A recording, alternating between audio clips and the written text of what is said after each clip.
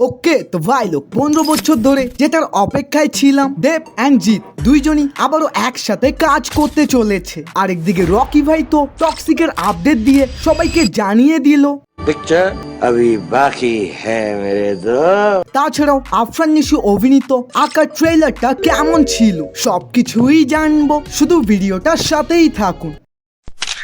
প্রথমেই কথা বলি দেব অ্যান্ড জিৎকে নিয়ে। ভাই এই দুইটার নাম টলিউড ইন্ডাস্ট্রির জন্য চোখ কানের মতো, মানে যে কোনো একটাও যদি মিসিং থাকে তাহলে পুরো ইন্ডাস্ট্রি অন্ধকার। আই নো আমি জানি না আপনি বাংলাতে প্রথম কোন অ্যাক্টরকে সুপারস্টার মনে করেছিলেন, তবে আমি যখন বাংলা সিনেমা দেখা শুরু করি তখন আমার চোখে দেব অ্যান্ড জিতই ছিল সুপারস্টার বা ভালো লাগার অভিনেতা। ওয়েল এরা প্রথম ও শেষবার দুইজনই একসাথে কাজ করেছিল দুই পৃথিবীর সিনেমায়, যা দর্শকরাও দেখে খুবই মজা পেয়েছিল, বিকজ দুইজন অ্যাক্টরেরই কেমিস্ট্রি খুবই ভালো ছিল। তাই তো 2010 সাল থেকে এদের দুইজনকেই বিভিন্ন ইন্টারভিউ বা আলোচনাতে একটা প্রশ্ন অবশ্যই করা হয়, দাদা আরো একবার কি দুই পৃথিবী করা যায় না? ওয়েল যদিও এই প্রশ্নের উত্তরে তারা বারবার বলে আমি তো বসেই আছি ভালো গল্পের জন্য। মানে আমাদের দুজন হলে খুব ভালো হয়।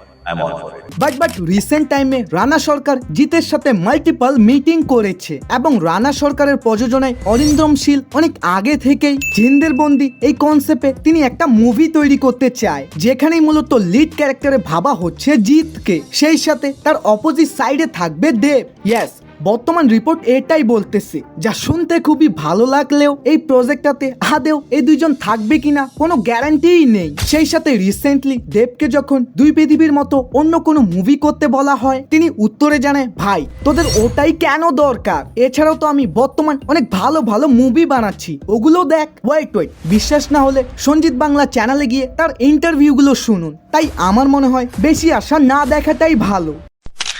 এখন কথা বলি আঁকা ওয়েব সিরিজটা নিয়ে। ভাই ফর দ্য ফার্স্ট টাইম আমি কোনো ওয়েব সিরিজের ট্রেলারের রিভিউ করব, যা আমি করতাম না যদি আফরান নিশু এরকম ভালো অভিনয় না করতো। ভাই এই বান্দা অন্য লেভেলেরই খেলতেছে, তবে এই আঁকা ওয়েব সিরিজে তাকে অনেকটাই গ্যাংস্টার অ্যান্ড ব্রুটাল অ্যাকশন করতে দেখা যাচ্ছে, মানে সে সাইকো কিলারের মতো শুধু মানুষদের মারতেই থাকে, যেখানে তার স্বপ্ন ছিল একজন সিঙ্গার হওয়ার, তবে এই সমাজ তার প্রতিভা চিনতে পারে না, তাই সে গান বাদ দিয়ে ভাবে মানুষকে খুন করাটাও তো একটা শিল্প, তাই সে এখন মানুষকে মেরেই পপুলার হবে, তাও আবার আঁকা নামে, যেই নামের ব্যক্তি আবার কয়েক বছর আগে একজন ভয়ঙ্কর গ্যাংস্টার ছিল। তবে আবারও শহরে এত বেশি মার্ডার দেখে সবাই ভাবতে থাকে সে আবারও ফিরে এসেছে। বাট টুইস্ট হলো আঁকা আজ পর্যন্ত যতগুলো মানুষকে মেরেছে তারা কেউই কিন্তু ভালো মানুষ ছিল না, তাই তো আঁকা তাদের মারলেও সাধারণ জনগণ তাকে খুনি না ফেরেস্তা মনে করে। ভাই সোজা কথায় আমি যদি এটা রিভিউ দিই, আমার এটা অসাধারণ লেগেছে।